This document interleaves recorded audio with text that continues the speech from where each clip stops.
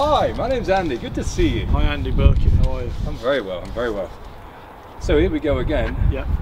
This will be the fourth semi-final in a row in this competition. Yeah. They've all gone so far. They've all gone pretty well so far. How are you feeling ahead of this one? I think we're feeling good. We put a very decent performance at the weekend. Mood seems pretty happy. We're very focused. We're very sort of single-minded in our goal, which is Saturday. We're not looking ahead, or looking in the past. We're trying to stay in the present, trying to stay focused, and put out a real decent performance at Sandy Park on Saturday. I mean, this season's been a bit different to most. You were into the semi-final so early on. Yeah. You kind of known this date was coming. You just didn't know who it was going to be. Is it kind of a bit annoying? Nothing you can do about it. The fact that you've got Northampton back to back. Would you have rather done it differently if you'd had the choice? I'm not too sure. I personally don't really like to think like that. The job is what it is. We've got Northampton, and we did play me on Saturday. That's the situation. Actually, 3 years ago in my first year here, we played Wasps at the last game of the season, and we played them again in the semi-final. So it was fairly similar. It just is what it is, we've got to focus on what we can do and put a real, give a decent account of ourselves in the semi-final.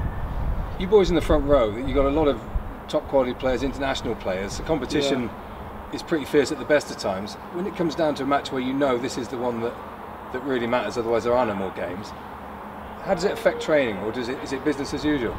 No, I'd say it definitely is a little bit. In the big, obviously every game's important you're playing because you're representing Exeter Chiefs, so there's not, but I think to say some games there isn't a little bit more about them would be not telling the truth. There's definitely been quite an edge around training this week. It's got a little bit kind of sparky at times, and I actually think it's a good thing. I prefer it when the sessions are like that. I'd say there's definitely I wouldn't even say they're subtle though. There are pretty overt differences between a real big week and maybe another week that isn't quite. There's not so much on the line. When you look at the last few weeks, the second half here on Saturday, you kind of turned it on, but the weeks leading up wasn't maybe the Chiefs team that had been playing all season. Do you think that's down to the fact that this was always on the horizon, or do you think it's just one of those things that happens?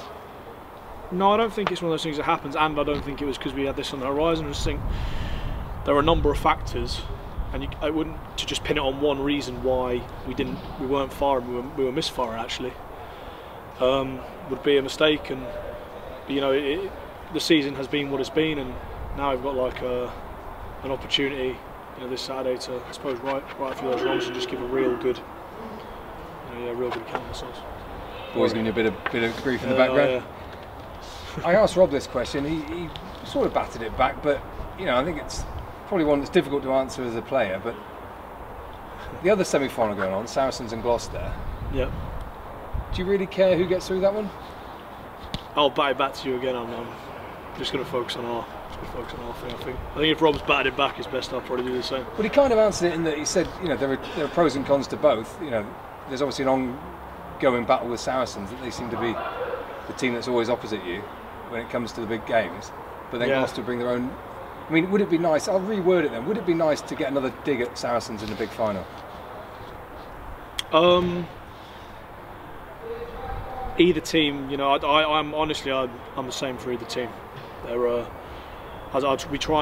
personally I only want to think about ourselves. I feel that and as long as we give a good account of ourselves, that's what I'm after.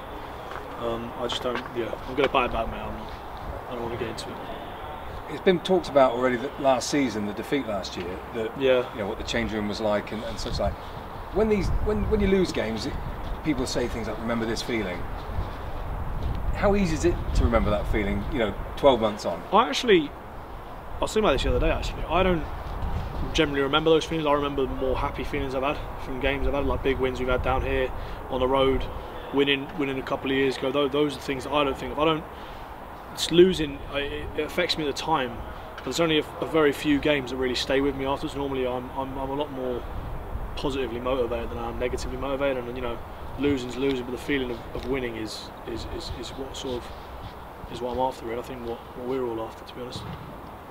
So I'm guessing, really, from what you're saying to me, it's been a bit of niggle in training, but essentially you're a happy camp going into the semi-final. Yeah, it's always a happy camp, isn't it? Good vibe, good energy. We're all looking forward to it. Cheers. Cheers, Harry.